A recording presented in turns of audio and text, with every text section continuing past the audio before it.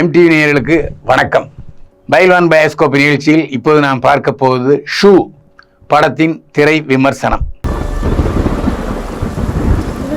குட்டி கதை சொல்லட்டா? ஒரு காட்டுல 10 மாடு இருந்துதான். அப்போ ஒரு புலி வந்து அதுங்களை எப்படியாச்சும் வேட்டையாடணும்னு நினைச்சதான்.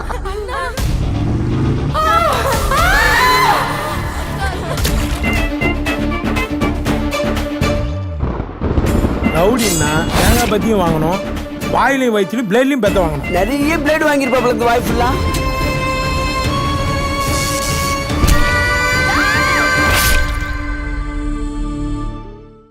பல படங்களுக்கு தலைப்புக்கும் படத்துக்கும் சம்பந்தமே இருக்காது. இந்த படத்தின் தலைப்பு ஷூ. படத்தினுடைய கதாநாயகனே ஷூ தான். ஷூ படத்தில் யோகி பாபு, திலீபன், அந்தோணி, கிங்ஸ்லி உள்ளிட்ட பலர் நடித்திருக்கிறார்கள். சாம் சிஎஸ் இசையமைத்திருக்கிறார். கல்யாண் குமார் கதை திரைக்கதை வசனம் எழுதி இயக்கியிருக்கிறார். திலீபன் ஒரு புதுமையான கண்டுபிடிப்பை கண்டுபிடிக்கிறார். ஷூவில் டைம் மிஷின் செட் பண்ணிக்கிறார். அந்த ஷூவை போட்டுக்கிட்டா பின்னால் என்ன நடந்தது, முன்னால் என்ன நடக்கப் போகிறது என்பது தெரியும். அப்போ விளைவுகளை பற்றி அவர்கள் அறிந்து கொள்ளக்கூடும். அப்படிப்பட்ட சூழ்நிலையில் திலீபன் போலீஸாரின் பார்வையில் இருந்து தப்புகிறான்.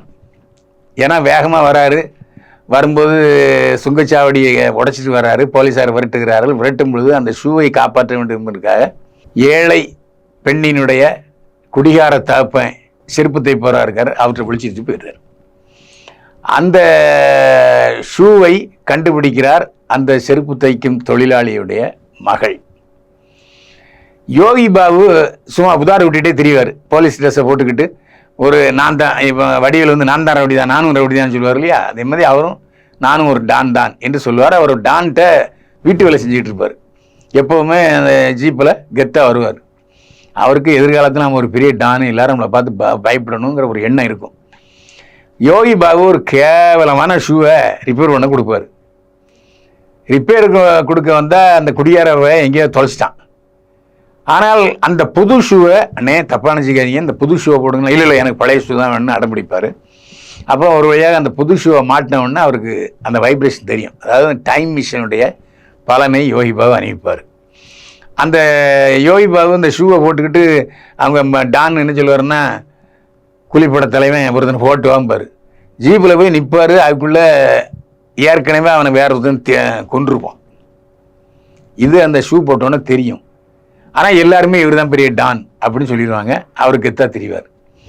அந்த பெண், அந்த சின்ன பெண் இருக்கான், அந்த செருப்பு தைக்கிற கூலி தொழிலாளிக்கான, அவன் பெரும் விளங்காதவன்.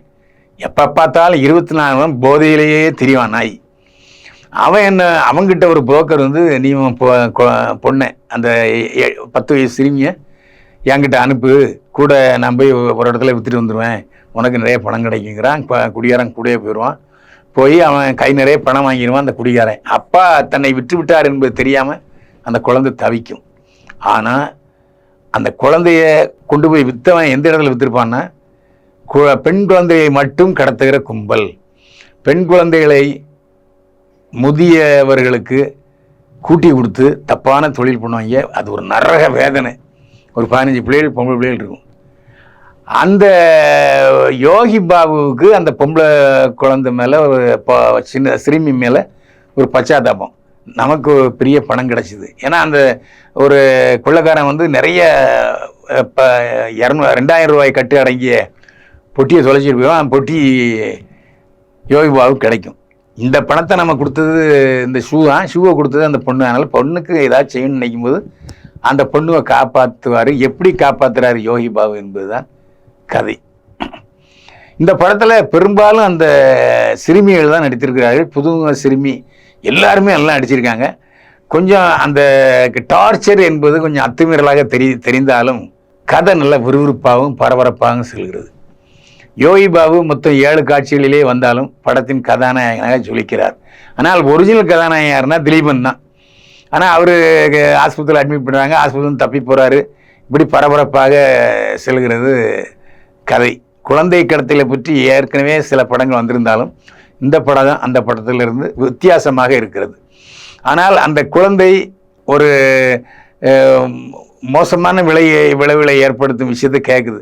அக்கா அங்கே உள்ளே போய் என்ன பண்ணாங்கங்கிற கேள்விலாம் கொஞ்சம் அத்துமீறலாக இருக்குது. கொஞ்சம் அருவருப்பு தகுந்த மாதிரி இருந்தாலும் கூட அந்த காட்சி அவசியம் தேவை என்பதற்காக கல்யாண் இயக்குனர் வைத்திருப்பார் என்றே நான் தோன்றுகிறது. யோகி பாபு வழக்கம் போல அட்டகாசமாக நடிச்சிருக்காரு. அவர் கூட அவர் அந்தோலி, கிங்ஸ்லி ஆகியோர் டிவி நடிகர்கள், அவர்களும் வெளுத்து கட்டியிருக்காங்க. அதில் இந்த புலிகுச்சான் பிரமாதப்படுத்தியிருக்காரு. கதைக்கு காமெடியாக யோகி பாபுவும் கிங்ஸ்லியும் நல்லா பயன்பெற்றிருக்கிறார்கள். குழந்தைகள் புதுமுகங்கள், கிட்டத்தட்ட ஒரு 7-8 பெண் குழந்தை நடித்திருக்கிறார்கள். பிரமாதமாக நடித்திருக்கிறார்கள். குழந்தை கடத்தலுடைய வேதனை, அதிலிருந்து எப்படி தப்புது என்பதற்காக சிரமங்கள், அந்த அந்த இடத்துல உள்ள ஒரு ராட்சசி இவர்களை படுத்துகிற கொடுமைலாம் ரொம்ப கொடூரமாக இருக்கும். அது மட்டும் இல்லை, அந்த குழந்தை அந்த ராட்சசியை பார்த்து எங்கள் அம்மா பேரும் செல்விதான், உன் பேரும் செல்விதான்னு சொல்கிற இடத்துல நம்மை அறியாமலேயே நாம் கண்ணீர் விடுகிறோம். இந்த படத்துக்கு சாம் சிஎஸ் இசையமைத்திருக்கிறார். பாடல்கள் கேட்கும்படியாக இருக்கிறது. பின்னணி இசை மிகவும் அற்புதமாக இருக்கிறது. படம் ஒரு சின்ன நாட்டு தான், சிறிய கதைக்களம் தான். ஆனாலும் அதை பிரமாதமாகப்படுத்தி இருக்கிறார் இயக்குனர் கல்யாண். அதுக்காக அவரை பாராட்ட வேண்டும். இந்த படம் ஒரு புதுமையான கதைக்களம், பார்க்கலாம், ரசிக்கலாம். ஆனால் குழந்தைகள் இந்த படத்தை பார்க்கும்போது கொஞ்சம் விரசமாக தோன்றலாம். என்ன இப்படி படம் என்று கேட்கலாம். ஆனால் அந்த பலவீனத்தெல்லாம் மறந்து இது ஒரு பட்ஜெட் படம், வித்தியாசமான கதைக்களம் என்பதற்காக ஷூவை தியேட்டரில் போய் பாருங்கள். போர் அடிக்காத நல்ல பாடத்தை பக்குவமாக சொல்கிற படம் ஷூ.